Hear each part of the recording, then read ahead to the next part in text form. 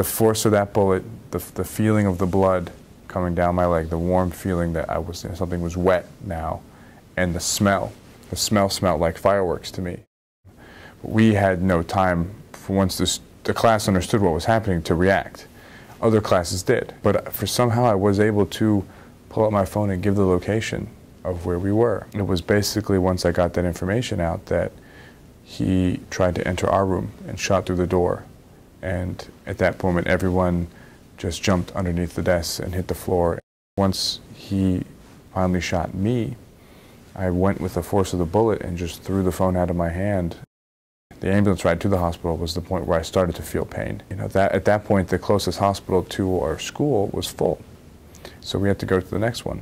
And that was a good half an hour, something ride down the highway. And I felt like that ambulance driver was driving 100 miles an hour. It caused me to bounce up and down on the gurney table. And I was screaming and hollering at the guy to slow down. But he had to get me there to get me help. That was when pain started to set in, when I started to get pulled away from everything, when I had said constantly up to that point, like, this is the craziest thing, I could never imagine this. I kept telling that to the police officers, like, this is the craziest day of my life.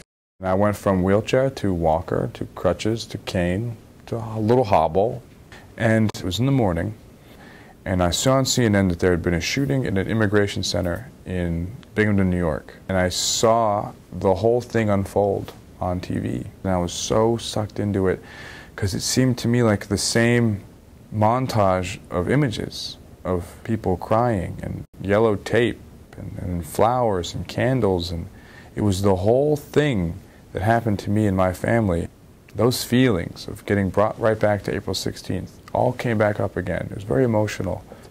And that kind of feeling with, well, what do I do for my next job, all came together too. And I asked my dad for the president of the Brady campaign, Paul Helmke's phone number that he had, and I called him up that day and I said, Paul, look, after feeling all this, Paul, like, I want to get involved with the biggest group that's been in this for so long, and so is there any place for me in your organization up there? And he said, absolutely, we'd love to have you on board.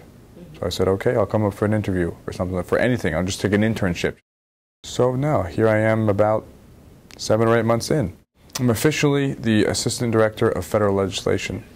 So for me, the shooting and everything I learned for it kind of cleared a path in front of me and gave me a direction, at least for the time being, to give all my time and my effort to do something about what happened to me. Because I've learned so much, and so much can be learned from shootings like this that people need to know about, and we need to make changes as a result of, and that's what I'm trying to do.